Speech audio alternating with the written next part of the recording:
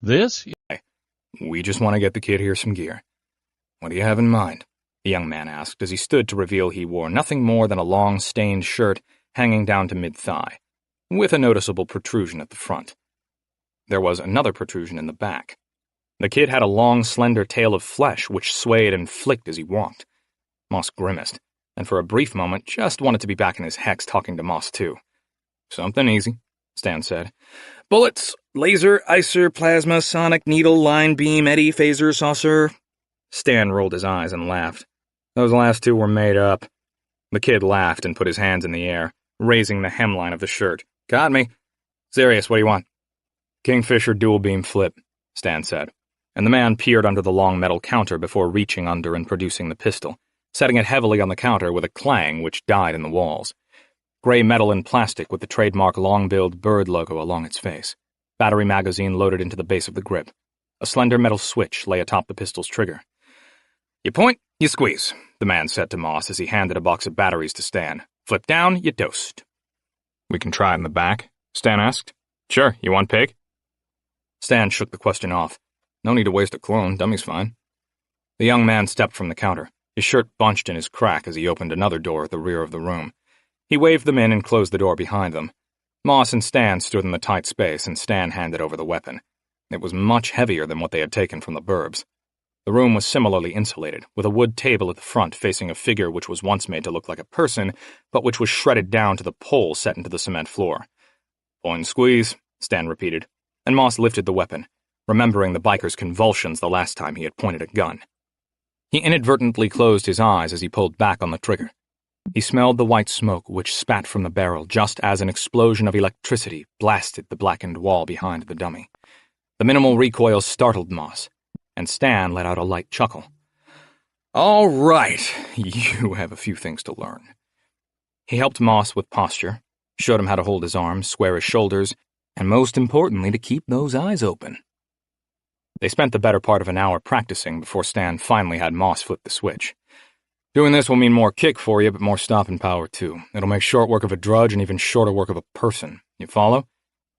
Yeah, Moss said, but I don't want to make short work of a person. I know you don't, but you may have to, Stan soothed. Moss set the weapon down with a heavy thud and sighed. These Carcer Corp people, they're just people, too. They took a job and probably have families and kids and stuff, and I'm sure I can't kill them just for taking an evil job. That's a fair point, but you'll feel different when they got a barrel pointed at you, Stan said, his voice hard and unyielding. Maybe, Moss considered. Trust me, they have no qualms about sending you to an early grave. You should try to leave that delicate heart here now. Shouldn't we be better than them? Moss argued, his internal debate finding its voice. We are, Stan said, his clear eyes leaving no doubt as to his belief. Now point and squeeze. Chapter 10. After buying the weapon, holsters, and Dermatos nanomesh bodysuits to disrupt drones and cameras, Moss and Stan made their way from the bookstore. They headed toward a large stone building which had served as a place of prayer for some long-forgotten religious sect in the past, and was now dedicated to computers and digital escapism. They ascended the steps through tall wooden doors with huge metal knockers set into the center. Oval-shaped stained-glass windows showed multicolored images of people interacting with different types of computers. Each pane displayed prices for hourly rent and cast odd light into the room. Banks of computers sat on either side of a long red carpet, leading to a drudge behind a podium. They passed Cerebral Sync and VR sets on one side, and traditional computers on the other, the clientele appearing to Moss as the types who would prefer a no-questions-asked establishment. "Greetings and salutations, sirs," the drudge loudly greeted as they approached. Cameras set into the head where eyes would be, and a hinged metal plate for a mouth which moved in imperfect synchronization as it spoke. "Private Traceless Traditional," Stan said, not making small talk with the machine. "Please scan your palm for prepayment," the drudge replied. Stan produced a small screen from his pocket and held it up for the robot to communicate with. "Thank you." "Booth 3, the drudge said, and they made their way to a grouping of small stalls near the entrance doors. They stepped into the box labeled 3 and slid closed a red velvet curtain. Moss could feel Stan's hot, tea-scented breath on his neck as he slid a keyboard toward himself and looked at the screen, watching sheets of information pass before he was met by a blank screen. "This will be secure. You can log into your Thudico account," Stan instructed. Right, Moss said as he typed his login. His mail was mostly empty. A productivity report from the previous day, a forwarded ad for upgrading CDOME, and a message from Izzy. He opened it, uncomfortable with Stan reading over his shoulder. Didn't see you or Gibbs at the gym this morning. Just wanted to make sure you're okay. Call me when you can, I have the day off, was all it read. He was curious if she had stopped by the Hex, too, and found him not at home. You can call her, Stan said. She won't be able to see you, though. Moss did so, replying to her message with a call. She answered before the first ringtone. Hey, Moss, she said excitedly, looking into the camera and furrowing her brows when she didn't see him. Hey, Iz, he said in as normal a voice as he could muster, but even to his own ears he sounded off. She looked into the camera with a knowing smile. So you left the burb? What? Yeah, Moss answered. Friends of your parents finally found you? She asked. And though her big eyes brought Moss more comfort than anyone, the question threw him for a loop, and shook his head. What do you mean? Moss asked, and Izzy rolled her eyes playfully. She picked up the small camera mounted on her desk and showed him the room. I'm alone. The line isn't tapped. I've been waiting for this for a long time, Moss, she said. And Moss didn't need Stan's guidance this time. What? Moss said. I'm sorry, she replied, and he could hear the truth in her voice. I've known for a long time. Our parents were friends. It's why it was so important for us to help you all those years. But my dad told me the truth. He told me that one day you would probably run off, she explained, her eyes downcast. Moss couldn't believe what he was hearing. It was another surprise in a long list of surprises. Izzy was the one person he trusted most in the world, and it turned out that she too had kept things from him. Why? He murmured. Dad told me so I wouldn't get... She trailed off. No. Why didn't he tell me? Vihan is like a father to me, Moss said, his voice rising. He felt as though he was the only person who didn't know what had been going on. His parents had a network of people working with them, and friends who they trusted but not him. Moss had been alone in the dark. If you had known, you might have tried to do something. Her justification sounded like a plea for Moss to understand. I might have, Moss admitted, and she smiled a sad, grateful smile. Are you ever going to come back? Izzy asked, leaning in toward the camera and looking hopeful. Looking into her big, beautiful eyes in that moment, his anger and confusion drained away. Yes, he answered, a steely determination entering his voice. Izzy, I need your help. Sure, she said before catching her excitement. What can I do? Ask if she can meet you in the Forum at 2200, Stan whispered right into Moss's ear. He instinctively shied away from the closeness. He repeated the instructions to Izzy. Yes, of course, she said.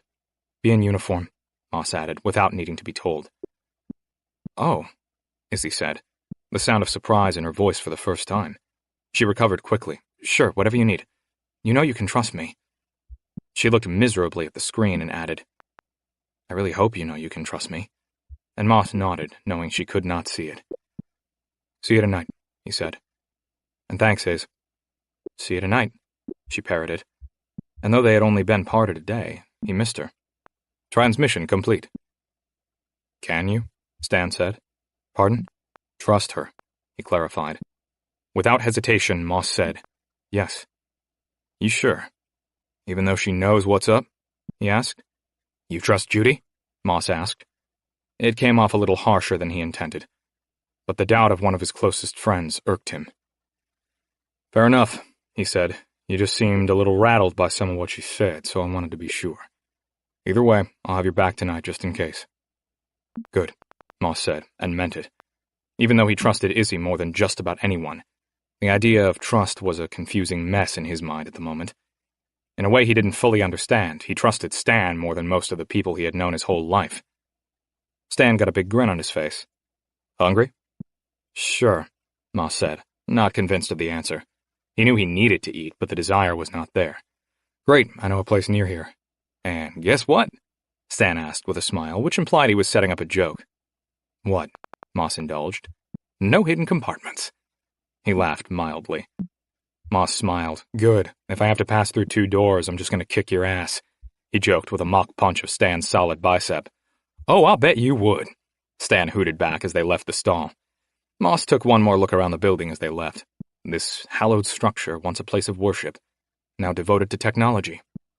They exited, and Stan led him to a restaurant whose windows had been rented out to a department store nearby.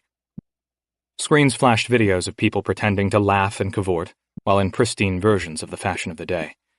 Cursed Earth Pizza was written in spray paint above the door. The smell of warming bread and melting cheese filled Moss's nose as they entered, and his stomach let him know that he was hungrier than he had thought, grumbling audibly. "That's right," Stan said, pointing to Moss's gut. "All natural ingredients. Almost impossible to get these days. City farmed, why it's so expensive."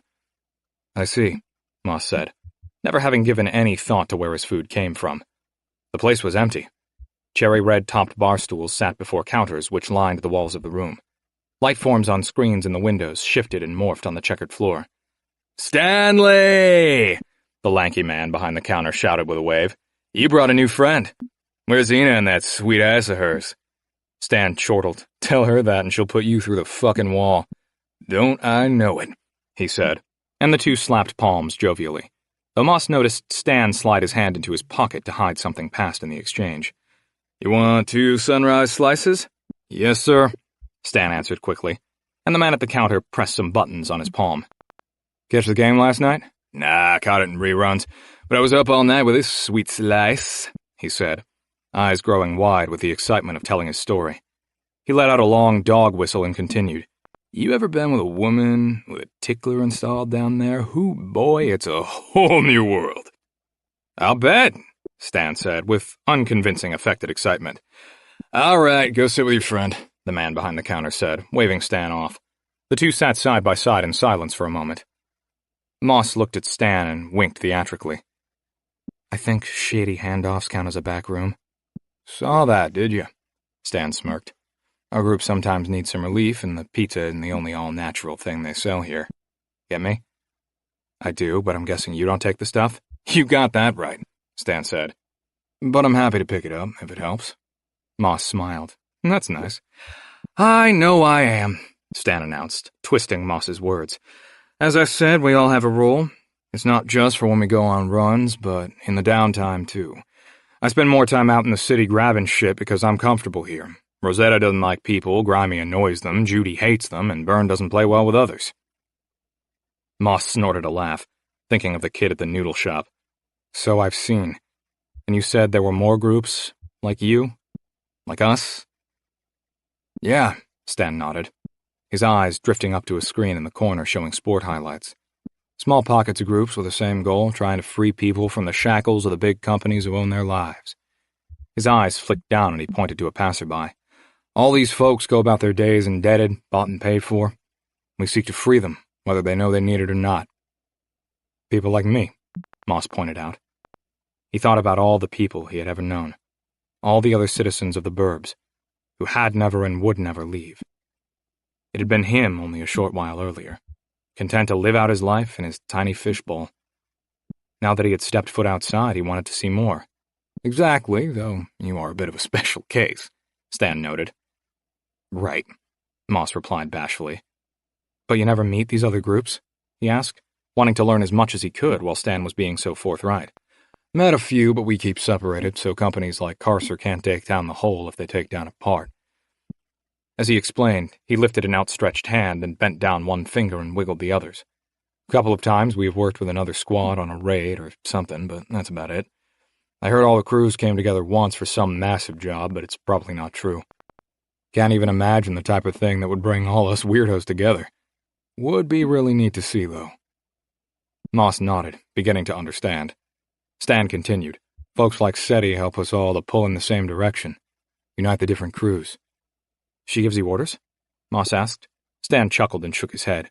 "Nah, it's not like that. She gives suggestions, options, lets us know when there are moves to be made. Ultimately, we do our own thing." "Anyone do too much of their own thing?" Moss asked. "Ah, yeah. Some groups have tried to take on too much, got cocky, thought they were all-stars. They learn quick, though." A grave expression darkened his face as he spoke. "Carcer comes with a couple of wardens, blast in with DOA bounties." He trailed off, the light of the ads shifting on his eyes as he stared into nothing. Moss understood. "You used to run with another crew?" "It's he began before 2 slices of pizza were set before them, interrupting his thought. Lightly sauced on thin dough with cheese oozing down the sides, caused the paper plates to become translucent. Moss's jaw tingled at the smell of it. He blew the steam off just the way he did at home. But he could hardly contain his excitement over the food. "Gotta let it cool," Stan warned. "I know," he whined, staring at the piece with near ravenous desire. After a moment, Stan peeled his piece from the plate and took a bite with exaggerated enjoyment. Moss followed his lead, and though it burned his mouth a little, it was the best piece of food he had put in his mouth. "Oh, man," he murmured through a full mouth. "I could get used to this." "You're gonna have to," Stan reminded him. "How do you learn to cook like this?" Moss asked. "Pizza University," Stan stated in an obvious joke. "I mean, there are culinary schools and stuff, but this place has been here for generations. Parents hand this down to children, and so on and so on. It's a family legacy." Moss considered his words as he delightedly took another bite. "Moss, can I ask you something?" "Sure," he said absently, so focused on the pizza that he was paying attention to little else. "You and your friend, the one from the couch, you guys think you can handle this life? I mean, you didn't ask for any of it, didn't choose to do it. It's being thrust upon you." Moss paused a moment, trying to put the confusing jumble of thoughts into words. "I don't know, Stan. It's all happened so fast. What I've seen, what I've learned, it's so much. I want to make my parents proud, and some part of me feels connected to what you were doing, in a way I cannot quite parse. I mean, 1 day ago I was sitting in my hex, and 2 days ago I thought that was going to be my whole life. To give it all up, to quit and never look back? I don't know. And Gibbs, he offered to come and I knew I would need him, but to see him shot? Drag him through a city I don't know to help people we've never met? It's hard." He hung his head with a thought. "I know the guilt," Stan said softly. "You have to turn it into fuel. Let it motivate you." "I don't want to live a life guided by revenge," Moss said, more honestly than he expected. "It's not revenge," Stan began. Moss held up a hand. "Don't tell me it's justice." "I won't," Stan said, falling silent. Moss grinned, happy he had been right. "But you were going to?" "Maybe," Stan smiled, raising an implicit eyebrow. Moss smiled, too. He liked Stan. "It feels different with you guys," he waxed. "Different from the people in the burbs, I mean." "Yeah," Stan agreed. "That's because even though you lived with them, they were ultimately your co-workers." "Oh," Moss said, before admitting I had never thought of it like that. Stan looked at Moss sadly, once again like a little kid who was in over his head. "Sorry." "It's just another truth I was too simple to see," Moss confessed, more to himself than to Stan. "I suppose it's true for you, too." Stan snorted. "I had never thought of it like that." "I suppose it's a little different," Moss added, and Stan nodded. Both their heads cocked as they heard it. Engines roaring up the street. Unmistakable. Moss's heart began to race as he saw Stan's posture tighten. The first motorcycle zoomed by the window ad, and Moss squinted to see the back of the vest. Stan let out a deep sigh as Moss saw a round shield with skull emblem and the words Hoplite MC written above. "Not the Legion," Stan said, as relieved as Moss while the bikes streamed past them. "You were good at target practice, but I'm not sure we could take on a gang, just the two of us." "Probably not," Moss agreed, seeing a fire in Stan's eyes which had never been there before. He understood then that the ferocity lay just below the calm exterior of the massive man. Nervously, he asked, "How many are there?" "Bike gangs? A lot," Stan snarled derisively. "Gangs in general, really. These assholes are just the loudest. You have to understand, out here there are a lot of things people want but can't get. The gangs can provide.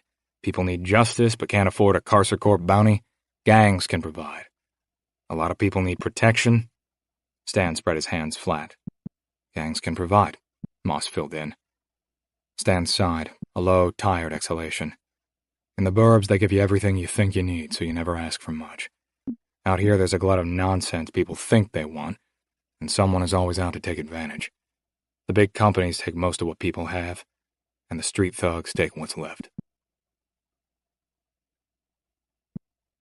Chapter 11. Moss sat on a cot, listening to the group bicker about schematics and schemes when he heard a low murmur from the couch.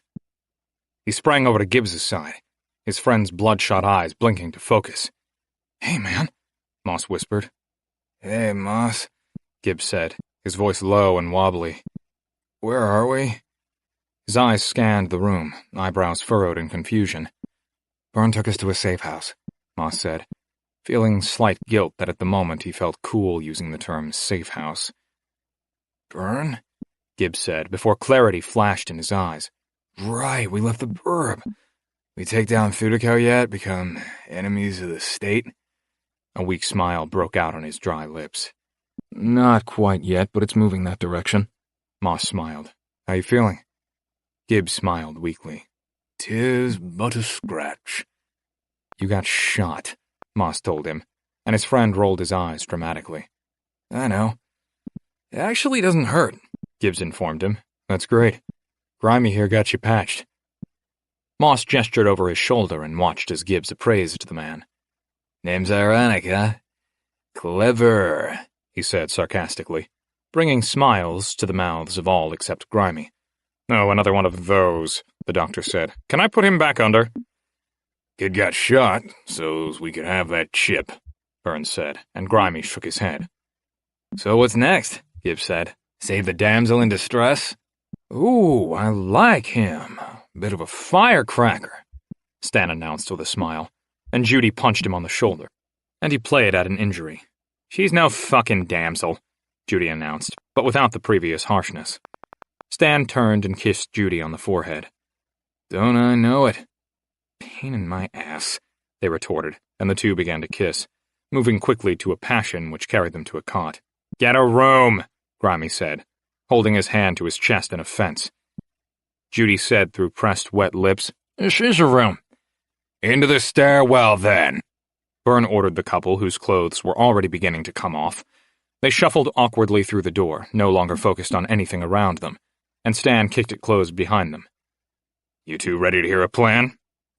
Gibbs leaned forward laboriously, and Moss said, "Yes." "Bring up the display," Burns said, and the image of the building appeared in the room once more. "Moss, you and Stan will go meet your friend and hope she can get you in without incident. We're putting a lot of faith in her, and if she wants out when all is said and done, we'll take her. If things go sideways, Stan has orders I hope you'll understand." He paused, waiting on Moss.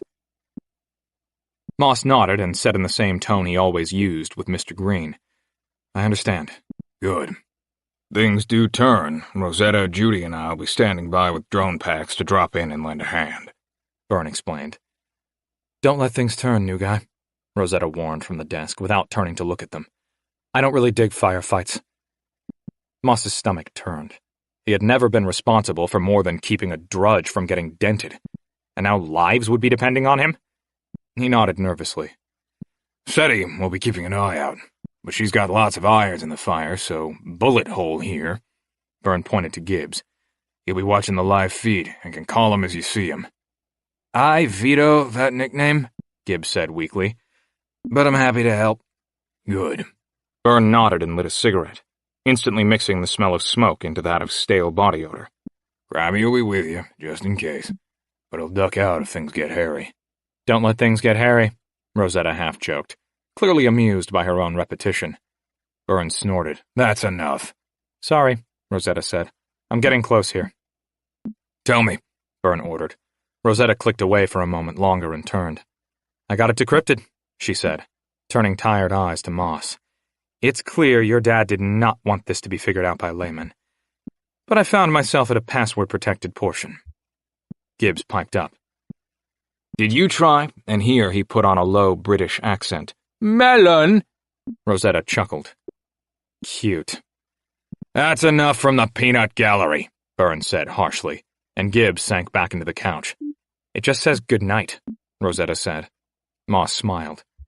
His father had left a riddle which only he could solve. For the first time, Moss felt that he had value in the group. It would be him who helped crack this code. It would be him who connected them with Izzy so they could free their friend. He now meant more in the world than he ever had. "Try Mossy," he said with pride. His father had always called him that. Even as he aged and begged him not to, he always did. I did already, Rosetta said plainly, clearly trying not to sound patronizing. The computer is also trying millions of word combinations every nanosecond. Oh, Moss said. He supposed it shouldn't have been that easy, but he had wanted desperately to get it right on his first try. He thought about his father, tucking him in, kissing him goodnight. More often as Moss got older, his father would open the door to his small part of the hex, standing and looking at his son. Moss would sometimes wake up but wouldn't say anything. He would simply crack an eye, see his dad, and fall back to sleep. Moss could hear the thinly veiled disappointment in his friend's voice as Gibbs said, "You'll figure it out." "You've got time," Byrne added. "Just not all that much time." Moss plopped down onto one of the couches and thought it over. After a while, Stan and Judy returned, sweaty and stinking of sex. They joined in, trying to workshop the riddle with Moss as the sun began to set. Time passed, with Rosetta clicking away at the ancient keyboard and seeing access denied again and again. "We have to get started," Byrne announced after many fruitless hours, and the tone in the room shifted. They produced weapons from tattered steamer trunks, and everyone began getting ready in silence. An undeniable tension seeped into every corner of the small space as they prepared. And before too long, Stan turned to Moss. "Ready?" he asked, seeming to know the answer before he heard it. "Yes," Moss answered unconvincingly. "You'll be fine," Byrne assured him before whispering something to Stan. "Don't get killed," Judy said to Stan before turning to Moss. "Don't you get him killed." The full weight of the moment landed on Moss's already terrified and heavy heart. He walked over and knelt by Gibbs. "You going to be okay here?" Moss asked. "Yeah. It'll be just like when we played Ancient Command in Virtual, you know? I'll be calling out orders from on high, and you and Izzy will be on the ground getting things done." Gibbs and Moss smiled at the childhood memory. They had spent so many afternoons playing that game. At 12 years old, they were one of the best teams in the burb. It was the first video game they had played together, and it had bonded them forever. Moss thought back to when, after several rounds of the game, their small band of hardened digital soldiers trounced an army 5 times their size. The defeated 16-year-olds spent the next week trying to figure out who had defeated them. Moss, Gibbs, and Izzy hiding from the wrath of the older children. "It's just like that," Moss smiled. He began to whisper, "Izzy knew everything. She knew about all of this." "She always knew everything, Moss," Gibbs said with a knowing smirk, and Moss was disappointed that Gibbs was not surprised. "We can trust her, right?" Moss asked, stealing a glance over his shoulder to Judy. "If there is anyone in this world you can trust, it's Izzy," Gibbs said without hesitation. "Why didn't she tell me?" Moss asked. A mixture of heartbreak and anger welled up in him as he thought about it. "Same reason you didn't want me to come." "A misguided attempt at protection," Gibbs said. "I wasn't wrong, you did get shot," Moss argued kindly. "So you keep saying," Gibbs smirked. "If it weren't for the blood loss, I'd already be back on my feet. And anyway, chicks dig scars." Moss grabbed his friend's hand, once again grateful that he had offered to come. "I'll see you soon," Moss said. "I'll see you on the other side of the war," Gibbs sing-songed. Moss couldn't help but chuckle, shaking his head. "I wish I could do that." "What?" "Stay so calm in spite of everything," he explained. Gibbs smiled. "It's a gift. I just feel like I have so much to learn. I didn't prepare for this at all. I don't know how I could have. I mean, I probably just wasn't ready, but now I feel like I'm going to be playing catch-up forever," Moss said. "You'll get there," his friend assured him. "They will help you." Moss looked around the room. He knew there was so much he could glean from all of them, so much they could impart to him. He nodded and stood. "Thanks, Gibbs," he said. "Let's do this." Sitting with Stan in the cab, slowly flying back toward the burbs, Moss watched the rain streak the windows once more. The seat shifted underneath him as he bounced his knee nervously. "It feels like a million years," he said, turning to look at Stan, who was also staring out his window. "Since you left?" Stan asked, his breath fogging the window with each word. Moss nodded, shifting slightly and feeling the spring in the cushion of the ancient cab groan. "Yes, I'm sure it does," Stan said. "Make you wish we had never come into your life?" Moss was surprised that he didn't have to think about the question. "No," he said. "I'm happy you did. I've been confused and terrified since the moment Ina knocked on my door. I've come to realize much of what I thought my life had been was a lie, and come to know that my family were not the people I thought I knew. But despite everything, I'm actually happy. In some way, this feels more like the life I was supposed to live. It is, Stan said. He seemed more absent than Moss was used to. In a short time, he had become accustomed to Stan's gregarious energy, but now he seemed distracted. Everything all right? Moss asked, causing Stan to blink hard and turn. It was an obvious lie when he murmured, "Yes." "I mean, I know we only just met, but," he began, but Stan cut him off. "It's not that," he said. "It's my pre-game ritual. Right before a mission, I think about everything that could go wrong, but also everything that can go right. Try to think about every eventuality, possibility. Coach has always tried to instill that in us. But your grandma helped to teach me to look at the whole board, you know?" "Yeah," Moss replied. "You miss it? Sports, I mean?"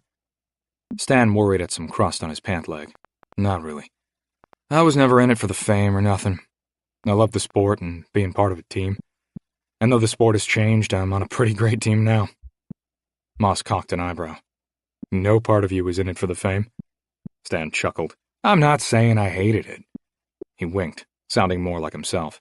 "First time's the hardest." Moss let out a grim chuckle.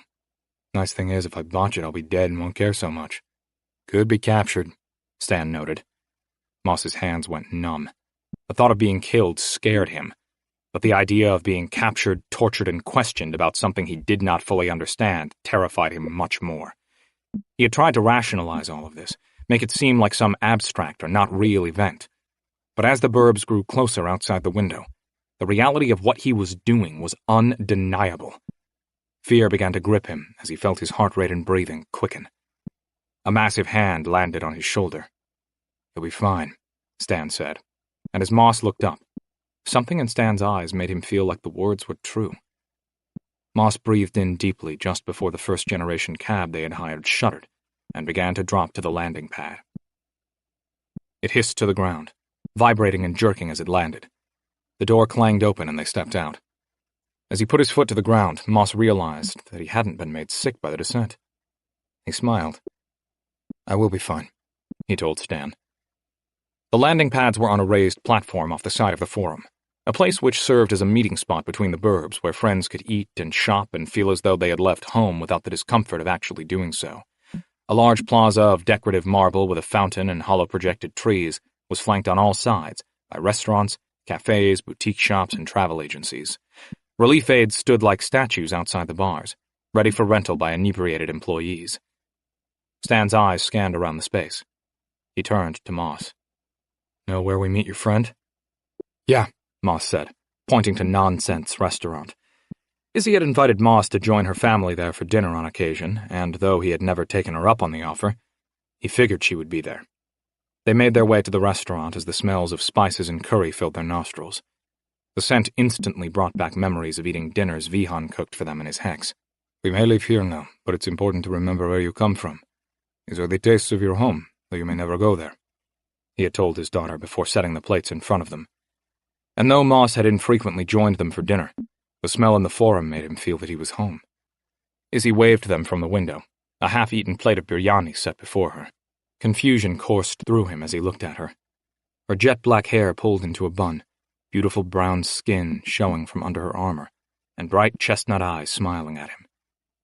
His heart began to race once more, though this time not for fear of what lay ahead. Stan smiled and half-mocked. "I get it now." "You saw her before," Moss reminded him. "It's different in person," Stan told him. He was right. Though it had only been 2 days, seeing her again now stirred something within him. She stood as they entered and sprang into his arms, her armor clattering. She stepped back and looked him in the eyes. "Are you all right?" she asked, as though they had been parted for years. "I am," Moss said. "You?" "I'm fine. How did you take the news? How did you find out?" "I'm sorry I didn't tell you." She looked so apologetic Moss could hardly stand it. "I found out from the person we are here to help," Moss explained, "and I'm fine. It's okay that you didn't tell me. I know you were doing what you thought was best." "How much do you know about them?" Stan cleared his throat theatrically and the two turned. Izzy nodded in understanding and turned to the middle-aged man with thinning hair behind the counter. Kunil, turn the music up and stir a pot in the back. He hurriedly followed the command and disappeared into the kitchen.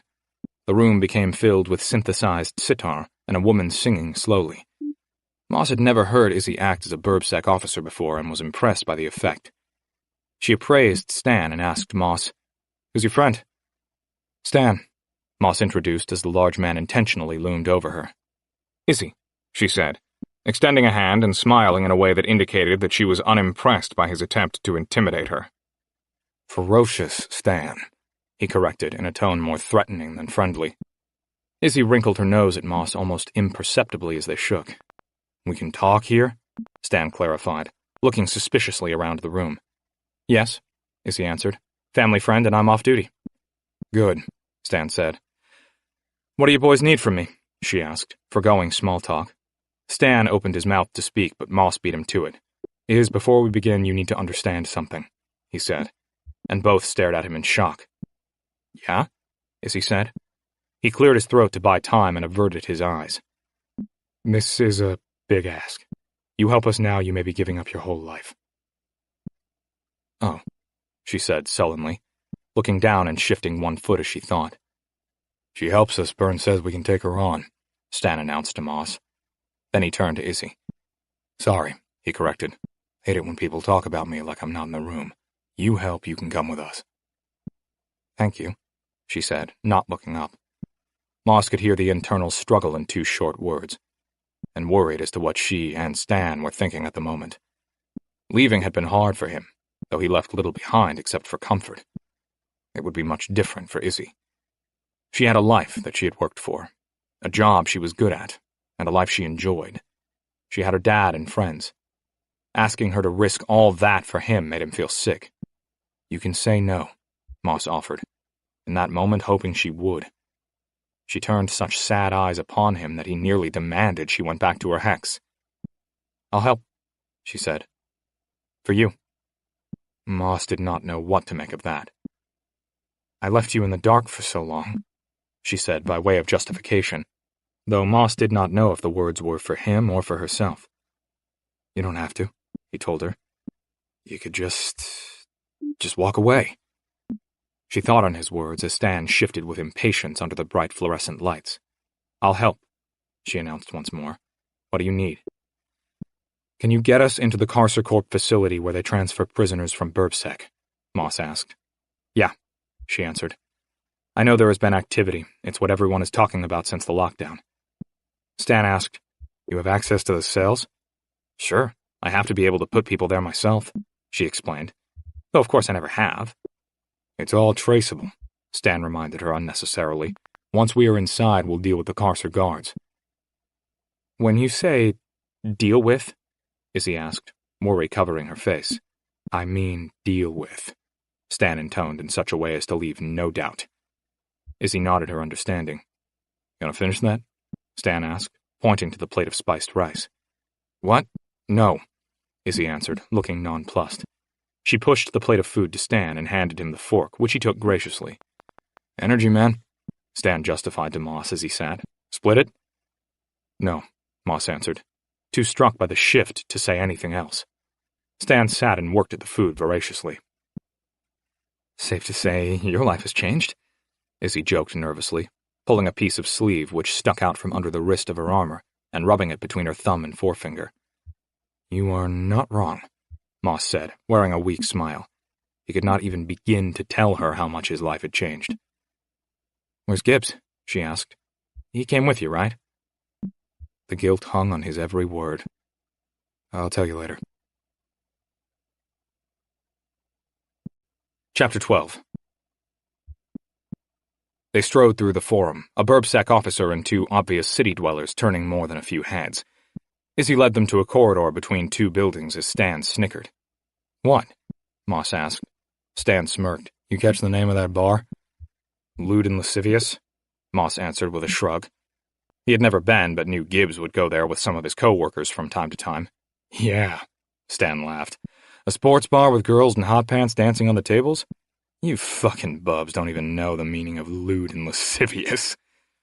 Having seen the long-legged spinners even from the outside, Moss had to agree, and began to speak before Izzy hissed, "Will you two hush up?" They approached a concrete pillbox with the Burbsec seal painted on a thick metal door. "Entry code 610, Moss heard her command in his mind, and the barcode on her name tag was scanned before the door hissed open. "There's a lot of these side entrances, so the average employee doesn't see people being dragged very far," Izzy explained as she led them down concrete steps whose yellow paint had been worn off over time. Light bulbs in metal cages illuminated the corridor, which seemed to stretch on as far as Moss could see. They walked a while before Izzy spoke again. "Ferocious Stan," she began respectfully. "You should take the lead here. There will be a guard stationed as we round the next corner." "Right," he said, and stepped in front of them, cracking his knuckles with dramatic flair. They stepped past a line of demarcation spray painted on the floor, the blue beehive shield logo of Burbsec on the near side, and the handcuff scorpion pincer emblem of the Carcer Corporation on the other. "Thank you, Iz," Moss said. She turned sorrowful eyes on him as he heard her neural command, "Security Order 19? That was it. He wasn't surprised, only disappointed. "Listen, Moss," she began, but his hand was already reaching for the weapon at his side. It was not instinct as it had been with the biker. It was a calculated move. He knew how much he had asked of her, how much she would have had to give up to help them. He also knew how much it would help her Burbsec career if she stopped them. He had hoped that she wouldn't betray them, but he understood why she had. His heart broke as he pressed his thumbnail against the switch, ensuring it was set to non-lethal. Her eyes went wide with disbelief as he raised the weapon, pointing to the break in her armor at the shoulder. He knew the wiring would distribute the shock. Stan had taught him as much. The lights in the hallway turned red, and she had time to say, "No!" as he pulled the trigger. Stan wheeled back around with his revolver and aimed as an overhead speaker blared, "Security alert!" The world was immediately flooded in red light. Moss found himself saying, "I'm sorry," as the shock hit his oldest friend, who crumpled instantly into his arms. His eyes burned and his face contorted in anger, disappointment, and fear. He lay her down and turned to look at Stan with his weapon pointed at them. Moss snarled, "It's dealt with." Stan lowered his weapon. "I'm sorry." But Stan's words hardly registered. "Me fucking too," Moss exclaimed, his words muffled in his own ears, drowned out by the alarms. "We have to move," Stan ordered. "I know it," he said through gritted teeth, his last conversation with Gibbs replaying in his mind. He looked at Izzy, her shallow breaths causing her armor to rise and fall ever so slightly.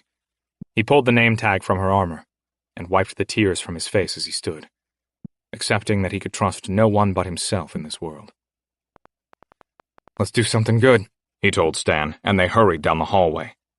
A guard turned to meet them at an open door at the end of the hall, and Stan brought the butt of his weapon down so hard on the man his helmet shattered, sending him crashing to the floor. Moss held his weapon forward as they continued down more corridors. "We've been compromised. Meet us at the front for extraction," Moss heard Stan command in his mind. "Already en route," Judy answered. Moss had watched this version of events play out on the hologram, and knew they would make their way to the holding cells before leaving through the front door where the rest of the crew would be waiting. Time was paramount now, as Carcer would be mobilizing men and drudges to converge on this location. 2 more guards awaited them around the next corner. One knelt, opening a box containing an auto-assembling turret.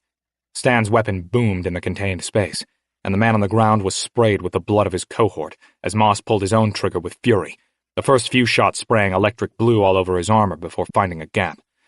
He convulsed violently and crunched against the ground before he had a chance to activate the turret. Blood pooled dark crimson onto the hard floor, and Moss stared a moment at the 2 men, one living, one forever dead. Once a month in the burb, handlers made a special show of putting chickens in with 2152's mascot Tiger. Employees would gather to watch the beasts stalk the helpless birds before turning them into plumes of feathers and viscera. Next to Stan, moving toward their destination, Moss felt a kinship with the animals. He could not wait for the next guards, his finger poised on his trigger. All sympathy he had felt for them lay 2 hallways back, taking shallow breaths. He nearly pulled the trigger once more as the 2 stepped through another door to the holding cells and figures appeared before them, standing over the bodies of 6 guards. He had to blink hard to catch his brain up to what he was seeing. Ina stood poised with an auto rifle pointed directly at them, a naked man cowering behind her. One windowless cell door was open, and faced a bank of computer monitors displaying images from inside the cells and around the facility, where guards were hurrying into position. The feed from the outside of the structure showed no activity except the guards, though Moss knew that was about to change. "What the fuck are you two doing here?" she shouted at them over the sounds of the alarm. "Of course," Stan said, getting a read of the moment Moss did not understand. "We're here to rescue you," Moss explained, but Stan was already shaking his head at the words. Ina laughed as she reloaded her rifle. "Aw, my dipshits in shining armor." "This him?" the man asked as he pulled some clothes for himself out of a security guard's locker and began to dress hurriedly, having to try several times before feeding his arm into one of the sleeves. Ina was still dressed the way Moss had seen her when they had met, and what Stan had realized now dawned on him too. Her garbled message had not said that she was captured, but that she was going on the rescue mission herself. "Chicken thumbs?" Moss asked the Caucasian man, who appeared to be in his late 20s, was slightly overweight, and bore the fresh purpling-yellow bruises of someone who had recently been asked some aggressive questions by Carcercorp jailers. "The one and only?" Chicken Thumbs said, spreading his arms wide. His body moved with jerky, uneven motions as he reached down to pick up one of the guns from the floor. "Good thing you all got here when you did. I was a few hours away from a one-way trip to Carcer City." "Hey, fuckwits," Ina interrupted. "People are coming to kill us, so perhaps we can save the introductions and platitudes for later?" "Yeah," Stan agreed as gunfire illuminated one of the screens. "Cavalry's here." They stepped over the bodies as they moved back into the passageways. Lighted exit signs guided their way, and they heard yelling from around another corner. Stan and Ina led the way, with the other two dogging their steps. Ina peeked around the corner. "3 more, she announced, with a turret. "I'll take the left?" Stan asked, and Ina rolled her eyes and shot him a devilish grin as she pulled the pin from a heat-seeking grenade. She sent it bounding down the hallway, small pins firing out one after another to seek the bodies of the guards. They heard "shit" before a white light and loud explosive bang filled the space. No sooner than it happened did Ina and Stan round the corner, the auto rifle and revolver singing their songs of death in unison. Moss and Chicken Thumbs followed, but were left useless. Where he had felt like a hunter moments before, Moss was instantly relegated to a support role with the two now leading them. Though he didn't want to kill, neither did he want to do nothing. "It's not much further," Ina told them as they stepped through the gore. "There will be a lot more at the front, so you two asshats may have to actually do something." Her words stung, but Moss simply nodded. Chicken Thumbs stepped through the blood and slipped, splaying his legs before he splashed to the ground. "Ew!" he said as he tried to right himself, sliding again and landing face first into more of the warm, sticky red liquid. "You may have to find a new job," Ina said, shaking her head with disgust as he stood, his clothes clinging to his body. Trying to wipe the blood from his eyes simply smeared it more around his pudgy face. The guilt Moss had felt about bringing Izzy, the person who betrayed them to the authorities, was somewhat diminished in the face of CT's seeming ineptitude. As they moved further, Stan sidled up to Moss. "Quit hugging the wall like that," he said, pulling Moss toward the center. "One of those turrets starts firing, lots of bullets will slide along and make short work of your side." "Oh, okay," Moss said weakly, realizing once again how truly far he was from being the tiger. "Thanks," he said, "for everything." "I got you," Stan smiled. "Just remember, you got an important place in all this." Moss would remember that moment for the rest of his days. They all huddled as they neared another corner. "Lucky Thutico doesn't like straight lines," Chicken Thumbs observed. "Idiot! They are trying to make blind spots and choke points. There are going to be a lot of bodies around this," Ina said, not masking her derision. "Wish you had saved that grenade," Stan said, wiping the sweat from his brow. "Stanley, sometimes it's like you don't know me at all," Ina said with a crooked smile, producing another grenade from beneath her jacket. "Once this hits, we all pop out and lay it down." "Right," Moss said, making circles with his thumb on the side of his weapon. "Let's see if you're worth all this trouble," Ina added, making Moss more resolute. He was going to prove his worth to them, show them that he wasn't just some useless bub. "Isn't there some cover we can use?" Chicken Thumbs pleaded, his words running counter to his grim visage. "Do you see any fucking cover, CT?" Ina asked. "We have to get the fuck out of here." Ina pulled the pin and tossed the grenade. The guard sounded prepared this time, hollering, "Incoming!" The narrow corridor was filled with light and sound once more, and bullets and beams filled the small space as they stepped around the corner. It seemed to happen faster than Moss's mind could compute as he pulled the trigger of his weapon, sending blast after blast into the group of 7 guards. They fired at the group, who crouched behind mobile auto-folding metal walls. Chunks of wall and ceiling exploded and rained down, filling the space with rocks and dust as Stan bobbed and weaved toward the group. Moss watched as the only guard who had not lowered his visor looked in shock as the massive man kicked the shield, sending 2 flying backward. Ina and Moss let loose a barrage as the other guards turned to watch their compatriots. Moss hit one in the helmet, seeing the Regnad display within the visor. Ina's rifle made short work of 2 more, while one man seemed to be merely cowering in terror. A loud crack sent chills down Moss's spine as Stan spun the head of one guard to face backward. The other guard on the ground leveled his weapon at the same time as Stan stood. The guard fired a shot which grazed Stan's shoulder as he moved down the hall. Enraged, Stan pounced and knocked the gun loose before bringing a fist down on the guard's unprotected face. Blood cascaded as he hit the man again and again with a rage Moss had never before witnessed. Moss turned too slowly as the last remaining guard took aim and fired with a trembling hand. Simultaneously, a shot rang out from behind him, killing the guard as Moss's vision went white with pain. He looked down to see his shoe split open, blood and smoke pouring out. Moss collapsed in pain as Ina made sure the guards were no longer a threat. She turned to see Moss clutching his foot. "Shit," she muttered as she made her way to him. "You all right?" "Got shot," Moss told her, though he knew she was aware. He had never known pain, never experienced anything like the firefight he had just witnessed. The VR games he had played, simulating modern war, were nothing like the carnage before him, and the simulated gunshots, nothing like the excruciating feeling emanating from his foot. Ina offered him a hand and pulled him to his feet. She produced a small tube from her pocket and pressed a button with her thumb as she placed it against his neck. The stim injector worked instantly, subsiding the pain and making Moss feel as though he could burst through the front door and take on Karser Corp himself. "Thank you," he said genuinely. "No worries, still more to do." "Can you walk?" she asked, her fierce eyes looking right into his. "Yeah. Catch the game last night?" "Nah, caught it in reruns." He was right. Try several times before feeding his arm into one of the sleeves. Ina was still dressed the way Moss had seen her when they had met. "Ina and Stan," she concluded. Moss let out a little chuckle. "Fair enough," Moss said, gripping the banister hard to ascend the stairs. When they entered the hidden apartment, Patron sat in plastic chairs, printed upward and broke her nose, sending her reeling back into the other bikers. "Run!" Burns screamed.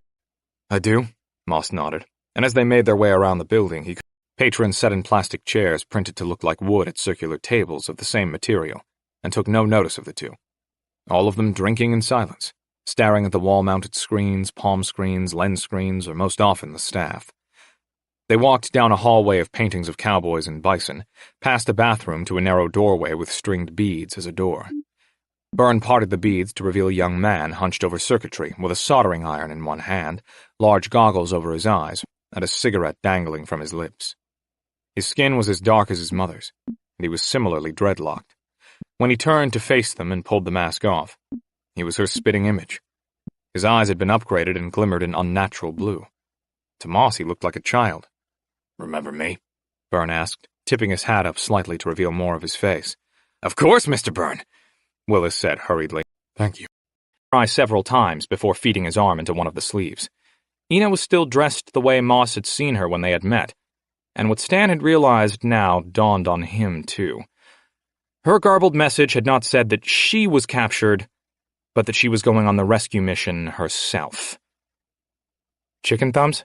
Moss asked the Caucasian man, who appeared to be in his late 20s, was slightly overweight, and bore the fresh purpling-yellow bruises of someone who had recently been asked some aggressive questions by Karser Corp jailers.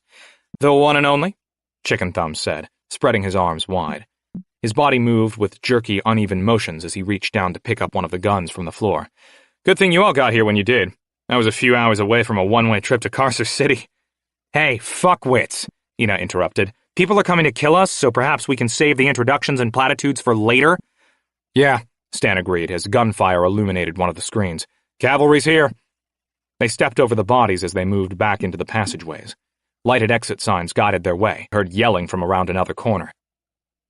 Stan and Ina led the way, with the other two dogging their steps. Ina peeked around the corner. "3 more," she announced, "with a turret." "I'll take the left?" Stan asked, and Ina rolled her eyes and shot him a devilish grin as she pulled the pin from a heat-seeking grenade. She sent it bounding down the hallway, small pins firing out one after another to seek the bodies of the guards. They heard "shit" before a white light and loud explosive bang filled the space. No sooner than it happened did Ina and Stan round the corner, the auto rifle and revolver singing their songs of death in unison. Moss and Chicken Thumbs followed, but were left useless. Where he had felt like a hunter moments before, Moss was instantly relegated to a support role with the two now leading them. Though he didn't want to kill, neither did he want to do nothing. "It's not much further," Ina told them as they stepped through the gore. "There will be a lot more at the front, so you two asshats may have to actually do something." Her words stung, but Moss simply nodded. Chicken Thumbs stepped through the blood and slipped, splaying his legs before he splashed to the ground. "Ew!" he said as he tried to right himself, sliding again and landing face first into more of the warm, sticky red liquid. "You may have to find a new job," Ina said, shaking her head with disgust as he stood, his clothes clinging to his body. Trying to wipe the blood from his eyes simply smeared it more around his pudgy face. The guilt Moss had felt about bringing Izzy, the person who betrayed them to the authorities, was somewhat diminished in the face of CT's seeming ineptitude. As they moved further, Stan sidled up to Moss. "Quit hugging the wall like that," he said, pulling Moss toward the center. "One of those turrets starts firing, lots of bullets will slide along and make short work of your side." "Oh, okay," Moss said weakly, realizing once again how truly far he was from being the tiger. "Thanks," he said, "for everything." "I got you," Stan smiled. "Just remember, you got an important place in all this." Moss would remember that moment for the rest of his days. They all huddled as they neared another corner. "Lucky Futico doesn't like straight lines," Chicken Thumbs observed. "Idiot! They are trying to make blind spots and choke points. There are going to be a lot of bodies around this," Ina said, not masking her derision. "Wish you would save that grenade," Stan said, wiping the sweat from his brow. "Stanley, sometimes it's like you don't know me at all," Ina said with a crooked smile, producing another grenade from beneath her jacket. "Once this hits, we all pop out and lay it down." "Right," Moss said, making circles with his thumb on the side of his weapon. "Let's see if you're worth all this trouble," Ina added, making Moss more resolute. He was going to prove his worth to them, show them that he wasn't just some useless bub. "Isn't there some cover we can use?" Chicken Thumbs pleaded, his words running counter to his grim visage. "Do you see any fucking cover, CT?" Ina asked. "We have to get the fuck out of here." Ina pulled the pin and tossed the grenade. The guard sounded prepared this time, hollering, "Incoming!" The narrow corridor was filled with light and sound once more, and bullets and beams filled the small space as they stepped around the corner. It seemed to happen faster than Moss's mind could compute as he pulled the trigger of his weapon, sending blast after blast into the group of 7 guards. They fired at the group, who crouched behind mobile auto-folding metal walls. Chunks of wall and ceiling exploded and rained down, filling the space with rocks and dust as Stan bobbed and weaved toward the group. Moss watched as the only guard who had not lowered his visor looked in shock as the massive man kicked the shield, sending 2 flying backward. Ina and Moss let loose a barrage as the other guards turned to watch their compatriots. Moss hit one in the helmet, seeing the Regnad display within the visor. Ina's rifle made short work of 2 more, while one man seemed to be merely cowering in terror. A loud crack sent chills down Moss's spine as Stan spun the head of one guard to face backward. The other guard on the ground leveled his weapon at the same time as Stan stood.